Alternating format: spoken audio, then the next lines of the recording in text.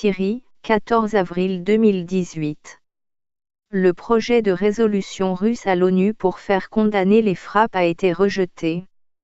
Moscou n'est pas parvenu à faire accepter par le Conseil de sécurité de l'ONU son projet de résolution condamnant les frappes nocturnes menées en Syrie entre le 13 et le 14 avril, malgré le soutien de quelques États, comme la Bolivie et la Chine.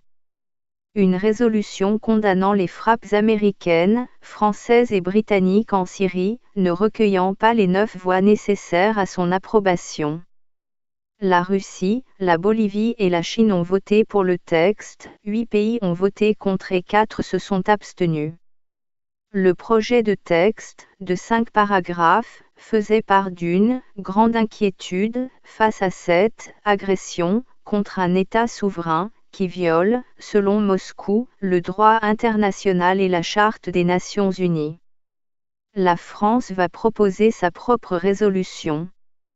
La France a quant à elle annoncé le dépôt prochain d'un nouveau projet de résolution à l'ONU pour sortir de l'impasse syrienne. Nous présenterons dans les meilleurs délais un projet de résolution avec nos partenaires britanniques et américains, a déclaré l'ambassadeur français, François Delattre. Selon une source diplomatique française, la France compte avec son projet pousser en faveur de la création d'un mécanisme d'enquête sur le recours aux armes chimiques, favoriser un accès humanitaire sans limite et obtenir une nouvelle dynamique du processus de paix engagé à Genève. Vassili Nebenzia.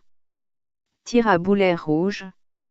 Auparavant, l'ambassadeur de Russie auprès de l'ONU, Vassili Nebenzia, avait vivement dénoncé les attaques aériennes américaines, françaises et britanniques.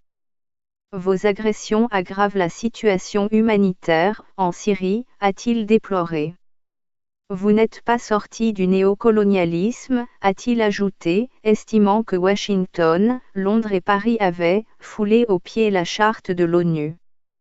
Le projet de texte russe, de 5 paragraphes, dénonçait la survenance des frappes occidentales tôt le matin du 14 avril alors qu'une mission de l'Organisation pour l'interdiction des armes chimiques, OIAC, se trouvait justement en Syrie pour réunir des éléments sur les attaques chimiques présumées du 7 avril à Douma.